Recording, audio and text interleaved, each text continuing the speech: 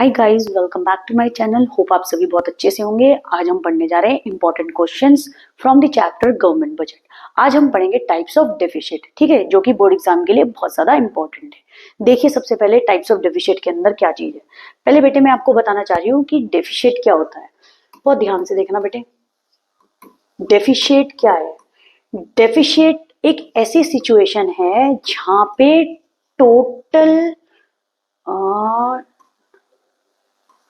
Total expenditure government का greater than किससे है, टोटल रेवेन्यू। बहुत ध्यान से सुनना बेटे, डेफिसिट का मतलब कमी। डेफिसिट एक ऐसी सिचुएशन है जिसके अंदर गवर्नमेंट के खर्चे तो बहुत ज्यादा हैं और गवर्नमेंट के रेवेन्यू कम है, यानी पैसा तो कम आ रहा है और खर्चे ज्यादा है। ठीक है, अब हमारी इकोनॉमी के अंदर डेफिसिट तीन तरह का होता है। ठीक है, तीन तरह का है, जिसके अंदर सबसे पहले हमारा है फिस्कल डेफिसिट। ठीक है, क्या चीज है, fiscal deficit. Okay, fiscal deficit के अंदर क्या चीज होता है, ध्यान से सुनना बेटा। फिस्कल डेफिसिट क्या होता है आपका, total expenditure is greater than total receipt. ठीक है बेटा, यहां पर क्या आएगा, एक बात याद रखना, एक्सक्लूडिंग बोरोइंग। बेटा ये बात आपको जरूर याद रखनी है, यहाँ पे एक्सक्लूडिंग बोरोइंग है। ठीक है, इसमें हम बोरोइंग नहीं लेते क्योंकि बोरोइंग गवर्नमेंट को क्या चीज हो गया, डेफिसिट के अंदर इंक्लूड नहीं करते हैं, क्योंकि बोरोइंग इज टू बी पे बैक। अगर पैसा बोरो करा है तो हमारे को क्या चीज करनी पड़ेगी, पे बैक करना पड़ेगा गवर्नमेंट को। और जब भी हम फिस्कल डेफिसिट फाइंड आउट करते हैं उसमें बोरोइंग को एक्सक्लूड ही करते हैं। तो फिस्कल डेफिसिट एक ऐसी सिचुएशन है जहां पे गवर्नमेंट का टोटल खर्चा खर्चा तो बहुत ज्यादा है, और रिसिप्ट यानी मैंने आपको पहले भी बताया, एक्सपेंडिचर इज खर्चा, receipt is what, receivable amount, यानी पैसा तो कम आ रहा है गवर्नमेंट के पास और खर्चा ज्यादा है। तो total deficit, sorry, fiscal deficit क्या हुआ, total expenditure is greater than total receipt excluding borrowing, boring हटा करके। ठीक है, डेफिसिट का मतलब कमी, फिस्कल का मतलब 1 ईयर। ठीक है, समझ रहे हो। तो एक साल की कमी को कैसे बता रहे हैं गवर्नमेंट की, जब खर्चा ज्यादा है, ठीक है, और रिसिप्ट कम है। अब फिस्कल डेफिसिट होगा तो इस केस में गवर्नमेंट क्या करेगी, ज्यादा से ज्यादा पैसे बोरो करवाएगी। दो चीज हो सकती है, या तो गवर्नमेंट, देखिए जब कमी पैसों की बहुत ज्यादा हो रही है, या तो गवर्नमेंट पैसा बोरो करे, या गवर्नमेंट क्या करे, डेफिसिट फाइनेंसिंग। डेफिसिट फाइनेंसिंग का मतलब क्या चीज होगा, ज्यादा से ज्यादा नोट को प्रिंट आउट कराना, ज्यादा से ज्यादा नोट प्रिंट करवाना, कि आरबीआई के पास गए और कहा कि नोट ज्यादा छाप दीजिए। उसके कारण लेकिन इकोनॉमी के अंदर इन्फ्लेशन भी आएगा, और क्या चीज होगी, अब आरबीआई क्या करेगी, गोल्ड रिजर्व भी तो रखेगी। तो इसके कारण ये बात बोल रहे हैं कि डेफिसिट फाइनेंसिंग तो ज्यादा से ज्यादा नहीं होगी, उसकी जगह क्या होगा, फिस्कल डेफिसिट के अंदर ज्यादा से ज्यादा क्या करेगी गवर्नमेंट, पैसा बोरोइंग। और बोरोइंग होने के कारण इन्फ्लेशन वगैरह ज्यादा से ज्यादा हमारी इकोनॉमी में बढ़ेगा। अगर आपकी क्वेश्चन न्यूमेरिकल बेस्ड आ जाता है और वहां पर कुछ भी ना दिया हो और लिखा हो फाइंड आउट फिस्कल डेफिसिट और दिया हो बोरोइंग, आप सोचे क्या निकालना है, इसके अंदर तो कुछ भी नहीं दिया है और बोरोइंग दी है, तो याद रखना आपका एफडी किसके इक्वल होता है, बोरोइंग। ये बात आपको याद रखनी है, फिस्कल डेफिसिट किसके इक्वल होता है, बोरोइंग। मैंने बता दिया आपको कि गवर्नमेंट के पास दो सिचुएशन होती है, या तो वो पैसा बोरो करवाए या डेफिसिट फाइनेंसिंग। लेकिन वो डेफिसिट फाइनेंसिंग नहीं करवाएगा, क्योंकि प्रिंटिंग ऑफ मोर नोट्स अगर ज्यादा से ज्यादा होंगे तो क्या चीज रखवाना पड़ेगा, गोल्ड रिजर्व भी रखवाना पड़ेगा, जिसके कारण वो क्या करेगा, बोरोइंग। इसलिए एफडी को क्या कहा गया, इज इक्वल टू बोरोइंग। ठीक है, याद रखना। दूसरा आपका है रेवेन्यू डेफिसिट, ये आपकी दूसरी सिचुएशन है, वो है आपकी रेवेन्यू डेफिसिट। अब रेवेन्यू डेफिसिट क्या चीज होती है, देखिए, जब revenue expenditure is greater than revenue receipt. Okay, जब क्या चीज है, खर्चा तो ज्यादा है और क्या है, रिसीवेबल अमाउंट कम है। Revenue deficit is a situation, यानी पैसा नहीं आ रहा है, उसकी कमी है, तो वो खर्चा गवर्नमेंट का है, खर्चा तो ज्यादा हो रहा है और पैसे क्या आ रहे हैं, कम आ रहे हैं। ठीक है, रेवेन्यू एक्सपेंडिचर ज्यादा है और खर्चा क्या चीज हो रही है, गवर्नमेंट के पास पैसा कम आ रहा है। ठीक है, नेक्स्ट देखिए, नेक्स्ट अब आपका लास्ट जो हो गया फिस्कल डेफिसिट, रेवेन्यू डेफिसिट, और थर्ड है आपका प्राइमरी डेफिशिट। अब प्राइमरी डेफिशिट क्या होता है, ये सबसे इजी है। प्राइमरी डेफिशिट आपका हो गया fiscal deficit minus interest payable, minus interest payable. ठीक है, अब एक चीज याद रखना, फिस्कल डेफिशिट जो होगा वो तो आपका करंट ईयर का होगा, और जो आपका इंटरेस्ट पेबल होगा वो आपका लास्ट ईयर का होगा। जब हम primary deficit is a situation जब इसके अंदर से जितना भी फिस्कल डेफिशिट हुआ है एक साल के अंदर उसमें से हम इंटरेस्ट पेबल सब्ट्रैक्ट कर देंगे तो क्या निकल के आ जाएगा आपका प्राइमरी डेफिशिट। आई होप आपको तीनों सिचुएशन क्लियर है। गवर्नमेंट का डेफिशिट सिचुएशन क्या चाहिए, गवर्नमेंट डेफिशिट क्या होता है, जब टोटल एक्सपेंडिचर ग्रेटर देन क्या हो जाए, टोटल रेवेन्यू, जब खर्चा ज्यादा हो जाए और पैसा कम आ रहा हो उसके पास। फिर इसमें क्या है fiscal deficit, fiscal deficit is a situation जहां टोटल एक्सपेंडिचर ज्यादा हो टोटल रिसीट से, लेकिन इसमें बोरोइंग एक्सक्लूड करेंगे। और रेवेन्यू डेफिशिट के अंदर क्या हो जाएगा, जब revenue expenditure is greater than revenue receipt. Primary deficit मैंने सबसे इजी बताया, एफडी माइनस आईपी। जब फिस्कल डेफिशिट में से इंटरेस्ट पेबल कर देंगे वो क्या चीज हो जाएगा आपका प्राइमरी डेफिशिट। अब देखिए फिस्कल डेफिशिट क्या है, it is defined as the excess of total expenditure over total receipt. ये क्या चीज होता है, जब टोटल एक्सपेंडिचर ज्यादा हो और क्या चीज हो, टोटल रिसिप्ट कम हो, लेकिन एक्सक्लूडिंग बोरोइंग, यानी बोरोइंग को हटा के। Okay, during the fiscal year that situation क्या कहलाई जाएगी, फिस्कल डेफिशिट। डेफिशिट का मतलब कमी, जब टोटल खर्चा ज्यादा हो जाए टोटल रिसीट से, यानी टोटल रिसिप्ट कम हो। ठीक है, तो क्या चीज हो जाएगा, वो आपका क्या कहला जाएगा, एक्सक्लूडिंग बोरोइंग। तो क्या कहला जाएगा, फिस्कल डेफिशिट। एक साल के अंदर टोटल खर्चा ज्यादा है और रिसीट यानी रिसीवेबल अमाउंट कम है अदर देन बोरोइंग, तो क्या कहला जाएगा, fiscal deficit. In simple words it shows the amount of borrowing bye the government. In simple words ये क्या कहलाया जाएगा, अमाउंट ऑफ बोरोइंग। मैंने आपको बताया एफडी किसके इक्वल होता है, बोरोइंग, तो गवर्नमेंट बोरोइंग करेगा, फाइनेंशियल डेफिशिटिंग नहीं करेगा, सॉरी डेफिशिट फाइनेंसिंग नहीं करेगा, प्रिंटिंग ऑफ मोर नोट्स नहीं करवाएगा, रादर देन वो क्या करेगा, पैसा बोरो करेगा by the government to meet its, पैसा ज्यादा से ज्यादा बोरो करेगा to meet its expenditure during the year. अगर लार्ज डेफिशिट होगा, ज्यादा से ज्यादा अगर वो क्या करेगा, पैसे बोरो करेगा, लार्ज अमाउंट ऑफ बोरोइंग। मतलब कहने का मतलब ये है, अ लार्ज डेफिशिट अगर उसके ऊपर खर्चा ज्यादा करना होगा उसे, अगर जितना ज्यादा उसको खर्चा करना होगा, जितनी ज्यादा उसके पास कमी होगी, समझ रहे हो, जितनी ज्यादा पैसों की कमी होगी उतनी ज्यादा उसकी बोरोइंग होगी। ये बात याद रखना, अ लार्ज डेफिशिट अगर उसे पैसों की बहुत ज्यादा जरूरत है और एक्सपेंडिचर करना ही करना है, तो जितना ज्यादा खर्चा उसके सिर पे होगा उतना ज्यादा बोरोइंग करेगा। और लार्ज डेफिशिट ऐसा भी हो सकता है कि उसको इंटरेस्ट भी पे करना हो। ठीक है, तो याद रखना ये क्या चीज है, in other words it shows the amount of borrowing bye the government. जो पैसा क्या करे, गवर्नमेंट बोरो कर रही है टू मीट हिज एक्सपेंडिचर, अपने खर्चे को पूरे करने के लिए ड्यूरिंग द ईयर। जितना ज्यादा डेफिशिट होगा, जितना वो पैसा उधार लेगा, उतनी ज्यादा बोरोइंग उसके सिर पर होगी। ठीक है, समझ लो, जितना ज्यादा कर्जा उसके सर पे होगा उतनी ज्यादा तो वो बोरोइंग करेगा।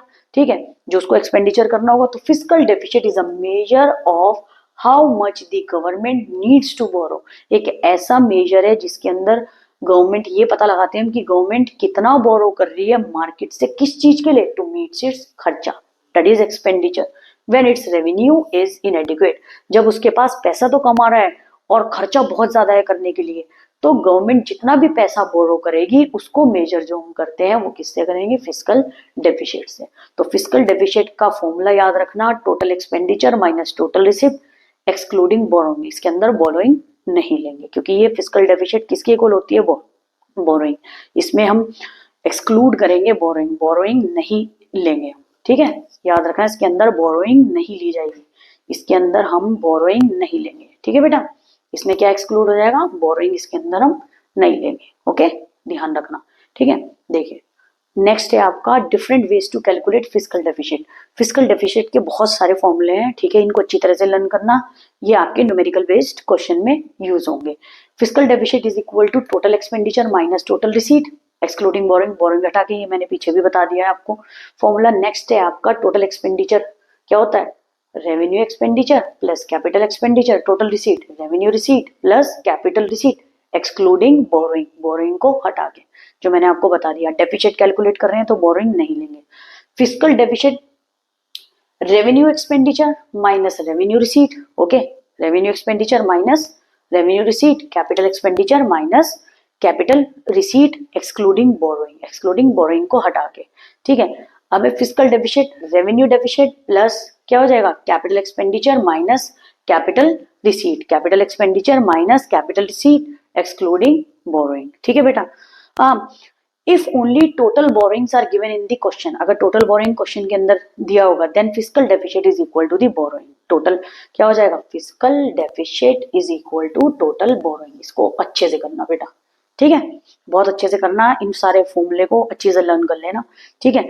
और लर्न क्या कर लेना, साफ देख के पता भी चल रहे हैं, ठीक है ये, ओके, देखिए अच्छे से कर लेना इसको। फिर है आपका implication ऑफ फिस्कल डेफिसिट। याद रखना बेटा, implication of fiscal deficit is very important for board exam. पहला है आपका डेब्ट ट्रैप। डेब्ट ट्रैप का मतलब है कर्जों का जंजाल, उसमें फंसे रहना। जैसे फिस्कल डेफिसिट, मैंने आपको क्या बताया, फिस्कल डेफिसिट क्या है, जहां खर्चा ज्यादा है गवर्नमेंट का और पैसे उसके पास कमा रहे हैं एक्सक्लूडिंग बोरोइंग, ठीक है। तो देखिए fiscal deficit shows the total borrowing requirement of the government. Fiscal deficit क्या शो कर रहा है, कितना गवर्नमेंट को बोरो करना है, ठीक है, वो शो करता है कि गवर्नमेंट के पास खर्चे तो बहुत ज्यादा है और पैसा कम है, तो अल्टीमेटली गवर्नमेंट उस केस में क्या करेगी, बोरो करेगा। Borrowing not only involve repayment of principal amount but also require to payment of interest. अब बोरोइंग अगर गवर्नमेंट करेगी तो उसको सिर्फ अमाउंट ही पे नहीं कर रहा है, उस पे जो लगा हुआ इंटरेस्ट है वो भी तो पे करेगी गवर्नमेंट, ठीक है। Interest payment increases the revenue expenditure. जब इंटरेस्ट पे करेंगे तो रेवेन्यू एक्सपेंडिचर ज्यादा से ज्यादा बढ़ेगा, समझ रहे हैं, रेवेन्यू एक्सपेंडिचर बढ़ेगा, जिसके कारण क्या होगा, रेवेन्यू डेफिसिट। मैंने आपको बताया revenue deficit is a situation जहां पे गवर्नमेंट का खर्चा तो ज्यादा है और रिसीवेबल अमाउंट कम है, तो इंटरेस्ट पेमेंट से ज्यादा रेवेन्यू एक्सपेंडिचर बढ़ेगा और जिसके कारण दोबारा से क्या आ जाएगी, रेवेन्यू डेफिसिट की सिचुएशन। खर्चे तो ज्यादा से ज्यादा हो ही जा रहे हैं क्योंकि इंटरेस्ट पेमेंट करेगा, पैसा तो कहीं से आ नहीं रहा है, रेवेन्यू एक्सपेंडिचर हो जाएगा, रेवेन्यू एक्सपेंडिचर से क्या सिचुएशन आ जाएगी, रेवेन्यू डेफिसिट की। तो कहीं ना कहीं क्या क्रिएट हो जाएगा, vicious circle of fiscal deficit, revenue deficit, fiscal deficit भी होगा, उसके साथ साथ रेवेन्यू डेफिसिट भी हो जाएगा, where in government takes more loans to pay the earlier loans. Government loan पे लोन लेती रहेगी, किस चीज के लिए, पहले वाला लोन क्या करने के लिए, रीपे करने के लिए। As a result country is caught in a debt trap. Country किस में फंस जाएगी, कर्जों के जंजाल में, एक सिचुएशन से निकली नहीं, एक लोन से निकली नहीं, दूसरा लोन और उसके सर पे है, तो ये विशियस सर्कल हो जाएगा, फिस्कल डेफिसिट से रेवेन्यू डेफिसिट, फिर गवर्नमेंट टेक्स इस केस के अंदर more loans to repay the earlier loans. As a result government किस में फंस गई, डेट ट्रैप, कर्जों के जंजाल में। ओके, समझ में आया डेट ट्रैप। आगे देखिए, आगे आपका इन्फ्लेशनरी स्पाइरल, ठीक है। अब एक बात बहुत ध्यान से सुनना, जब गवर्नमेंट पैसा बोरो करेगी ज्यादा से ज्यादा, जब गवर्नमेंट पैसा बोरो करेगी तो क्या होगा हमारी कंट्री के अंदर, rise in the price of goods and services, that means inflation.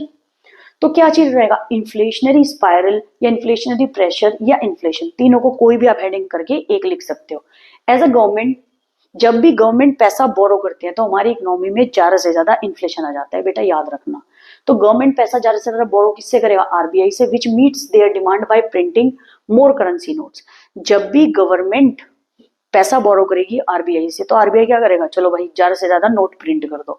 जब भी नोट प्रिंट होगा उस सिचुएशन को बोलते हैं क्या, डेफिसिट फाइनेंसिंग।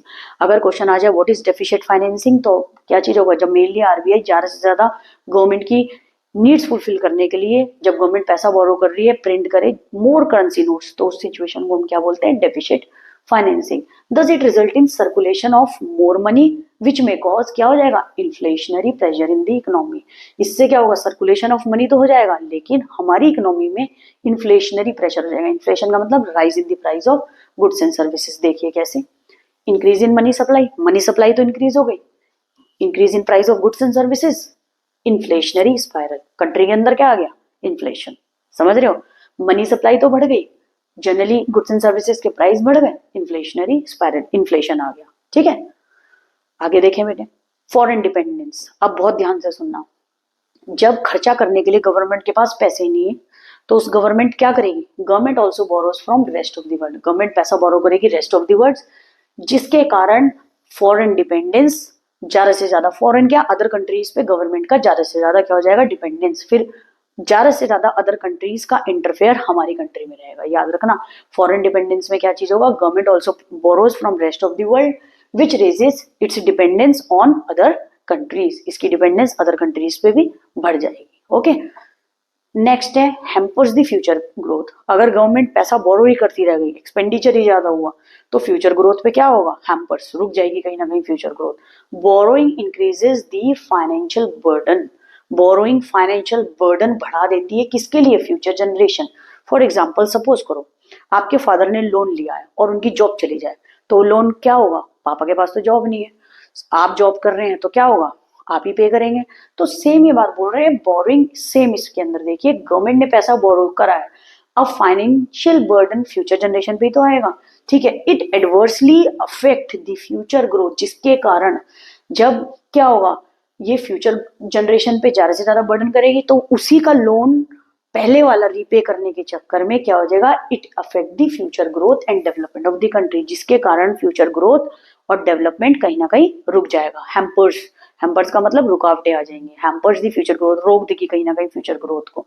ठीक है, आगे देखिए बेटे, आगे क्राउडिंग आउट। क्राउडिंग आउट क्या होता है, देखिए, high physical deficient leading to crowding out effect. अब डिफाइन क्राउडिंग आउट इफेक्ट क्या होता है, देखिए, it is a situation when high borrowings by the government due to high physical deficient. जब गवर्नमेंट ज्यादा से ज्यादा पैसा बोरो कर लेती है, किसकी वजह से, हाई फिजिकल डेफिशिएंट। ठीक है, मैंने आपको बता दिया क्या सिचुएशन होती है जब खर्चा ज्यादा है और रेवेन्यू कम है, तो reduces the availability of funds for the private investor, जिसके कारण क्या होता है, due to high physical deficient, availability of funds, private investor के लिए तो लोन लेने के लिए पैसा बचता ही नहीं है, क्योंकि गवर्नमेंट के ही इतना पैसा बोरो कर लेती है। ठीक है, accordingly overall investment in the economy is reduced, overall investment in the economy क्या हो जाएगा, रिड्यूस। क्राउडिंग आउट याद रखना, क्राउडिंग आउट जो आपका इफेक्ट है वो ऐसी सिचुएशन है जो गवर्नमेंट हाई बोरो करती है पैसा, किसके कारण, due to the high physical deficient, क्योंकि उनका खर्चा तो ज्यादा है और पैसे कहीं से आ नहीं रहे हैं। ठीक है, तो उस कारण की वजह से क्या हो गया, जो प्राइवेट इन्वेस्टर है उनको लोन मिलेगा ही नहीं, overall investment in the economy क्या हो जाएगी, रिड्यूस, जब वो इन्वेस्ट ही नहीं करेंगे आगे ये। ठीक है, तो क्या हो जाएगा, overall investment in the economy क्या हो जाएगी, रिड्यूस। अगर आपसे क्राउडिंग आउट इफेक्ट पूछे तो आप बता देना वो सिचुएशन है जहां पे गवर्नमेंट के पैसा बोरो करने की वजह से, किसकी वजह से, ये गवर्नमेंट पैसा बोरो ज्यादा से ज्यादा क्यों कर रही है, हाई फिजिकल डेफिशिएंट की वजह से क्या हो जाएगा, प्राइवेट इन्वेस्टर के लिए फंड ही नहीं बचेगा, कैश ही नहीं बचेगा कि वो लोन की फॉर्म में ले ले, तो ओवरऑल इन्वेस्टमेंट जो प्राइवेट इन्वेस्टर कर रहे होंगे वो इकोनॉमी से क्या हो जाएगा, रिड्यूस्ड। ओके, आगे देखें बेटे, अब आगे आया आपका प्राइमरी डेफिशिएट। प्राइमरी डेफिशिएट जैसे कि मैंने आपको बताया, प्राइमरी डेफिशिएट क्या है, it refers to the difference between what, physical deficit और इंटरेस्ट पेमेंट। क्या चीज है, फिजिकल डेफिशिएट और आपका इंटरेस्ट पेमेंट। फिजिकल डेफिशिएट क्या चीज हो गया, अच्छा एक बात याद रखना बेटा, फिजिकल डेफिशिएट इसके अंदर करंट ईयर का है और इंटरेस्ट पेमेंट इसका है लास्ट ईयर। ठीक है, ये है लास्ट ईयर का। तो प्राइमरी डेफिशिएट का आप फॉर्मूला अच्छे से पढ़ लेना। हाँ, क्या हो जाएगा, डिफरेंस बिटवीन फिजिकल डेफिशिएट और इंटरेस्ट पेमेंट। इम्प्लीकेशन क्या है, it shows how the government borrowing are going to meet expenses other than interest payment. बेटा बहुत ध्यान से सुनना, ये बात बोल रहे हैं प्राइमरी डेफिशिएट में, how much the government borrowing are going to meet expenses other than interest payment, कि गवर्नमेंट ने जो पैसा बोरो करा है वो कितना खर्चे पे यूज हो सकता है अदर देन इंटरेस्ट पेमेंट। कहने का मतलब है जो खर्चा करना है गवर्नमेंट को, अगर वो, कहने का मतलब है जो बोरो करा है पैसा गवर्नमेंट ने, तो वो उस एक्सपेंसेस को पूरा कर पाएगी या नहीं कर पाएगी, अदर देन इंटरेस्ट पेमेंट, कि अभी इंटरेस्ट पेमेंट करे बिना। समझ रहे हो क्या चीज बताना चाह रही हूं मैं, ये बोल रहे हैं implication of primary deficit, how much the government borrowing, जो गवर्नमेंट ने पैसा उधार लिया है किस चीज के लिए, एक खर्चा करने के लिए, जो उसको खर्चा करना है are going to meet expenses other than interest payment, अभी इंटरेस्ट पेमेंट को छोड़ने के अलावा। समझ रहे हो ये चीज, ठीक है। The difference between physical deficit and primary deficit shows the amount of interest payment on the borrowing in the past. ये बोल रहे हैं डिफरेंस बिटवीन फिजिकल डेफिशिएट और primary deficit shows the amount of interest payment. देखिए जैसे कि ये लिखा है आपका, primary deficit is equal to F D minus I P. इसको अगर हम इधर ले गए तो प्राइमरी डेफिशिएट में से अगर हम एफ डी हटा दें तो क्या आएगा, इंटरेस्ट पेमेंट। तो यही बात बोल रहा है ये the difference between physical deficit और primary deficit shows the amount of interest payment, जो इंटरेस्ट पेमेंट ले रखा है on the borrowing in the past. तो ये बात बोल रहे हैं जो इंटरेस्ट पे कर रखा है, जो बोरोइंग करी है उसने, वो पास्ट की है। अगर हम दोनों में से डिफरेंस करें तो ये इंटरेस्ट पेमेंट जो आया वो इन दी पास्ट का है, जो पैसे गवर्नमेंट ने बोरो करे हैं। अगर हम पीडी में से एफडी माइनस कर दे, प्राइमरी डेफिसिट में से ये फिजिकल डेफिसिट माइनस कर दे, जो इंटरेस्ट पेमेंट आया वो आपका पास्ट का है, जो बोरोइंग पे लिया हुआ था। ठीक है, समझ में आया? तो इम्प्लीकेशन पहले, how much the government borrowing are going to meet expenses. ये बात बोल रहे गवर्नमेंट ने जितना पैसा बोरो करा है वो किस लेवल तक खर्चा कर देगा। ठीक है, किस लेवल तक खर्चा, क्या वो खर्चा पूरा कर पाएगा जो उसने बोरोइंग करी है, अदर देन अभी इंटरेस्ट पेमेंट के तो हम लेंगे ही नहीं। अगर फिजिकल डेफिसिट को हम प्राइमरी डेफिसिट को माइनस कर देंगे किस में से, एफडी में से, तो क्या निकल के आएगा, जो इंटरेस्ट पेमेंट है वो जो बोरोइंग करी है इन दी पास्ट। ठीक है, ये हो गया आपका प्राइमरी डेफिसिट। इसका डिफरेंस अच्छे से करना, आप लोगों को फिजिकल डेफिसिट और उसकी इम्प्लीकेशन बहुत अच्छे से करनी है, वो बोर्ड एग्जाम के लिए बहुत ज्यादा इंपॉर्टेंट है। और इसके सारे फॉर्मूले अच्छे से कर लेने हैं, क्योंकि ये इसके फॉर्मूला बेस्ड क्वेश्चन आ सकता है। ठीक है बेटा, अब आगे देखिए, आगे आपका रेवेन्यू डेफिसिट। अब रेवेन्यू डेफिसिट मैंने आपको बताया पहले, it is the excess of revenue expenditure over revenue receipt. ठीक है, रेवेन्यू एक्सपेंडिचर जब खर्चा ज्यादा है और आपका रिसीट कम है। ठीक है, फॉर्मूला अच्छे से पढ़ लेना ये वाला। Implication, it indicates the inability of the government, यानी गवर्नमेंट पूरी लाचार है किस चीज के लिए, कि इवन वो अपने रेगुलर एक्सपेंसेस भी पूरे नहीं कर पा रही है जो उसके बजट में बनी हुई थी, यानी वो अपने रोज के खर्चा भी नहीं कर पा रही है। समझ लेना आप ये चीज। रेवेन्यू डेफिसिट इम्प्लीकेशन क्या है, inability of the government, government इतना भी पूरा नहीं कर पा रही है कि रोज के खर्चे भी पूरे कर पाए। तो because of revenue deficit the government में cuts its expenditure. Revenue deficit होने के कारण, पैसों की कमी होने के कारण, गवर्नमेंट क्या करेगी, अपने खर्चे सोशल वेलफेयर एक्टिविटीज में क्या कर देगी, कम कर देगी। ठीक है, this leads to loss of social वेयर, या जैसे सोशल वेलफेयर एक्टिविटीज क्या होती है, building of roads, dams, bridges हो गए।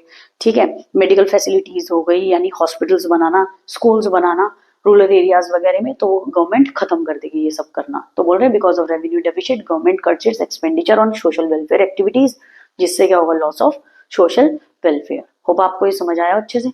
ठीक है बेटे, अब एक बात और ध्यान से सुनना बेटा, the government may have to raise funds through borrowing. अगर गवर्नमेंट को खर्चा करना है तो गवर्नमेंट को पैसे क्या करना पड़ेगा, बोरोइंग के थ्रू रेज करना पड़ेगा। लेकिन जिसके कारण क्या होगा, गवर्नमेंट पे लायबिलिटीज, उधार ज्यादा से ज्यादा चढ़ जाएगा।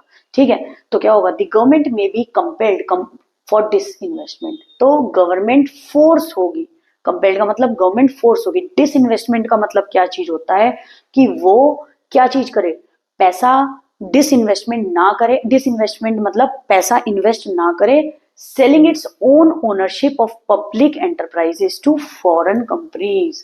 कहने का मतलब है गवर्नमेंट फोर्स हो गई क्या चीज करने के लिए, फॉर डिसइन्वेस्टमेंट। डिसइन्वेस्टमेंट इन्वेस्ट तो कर ही नहीं सकती, अब गवर्नमेंट इतनी ज्यादा फोर्स हो गई, इतनी कंपेल हो गई, इतनी हार गई कि वो अपनी ownership public enterprises, government enterprises को किसके हाथ में दे देगी, फॉरेन कंपनीज। जिसके कारण फॉरेन कंपनीज का हमारे इंडिया के अंदर, हमारी इकोनॉमी के अंदर ज्यादा से ज्यादा इंटरफेयर बढ़ेगा। ठीक है, गवर्नमेंट के पास जब पैसे ही नहीं है बिल्कुल ही, तो उसके कारण वो अपनी ओनरशिप किसको सेल कर देगी, फॉरेन कंपनीज को। ठीक है, पब्लिक एंटरप्राइजेस को।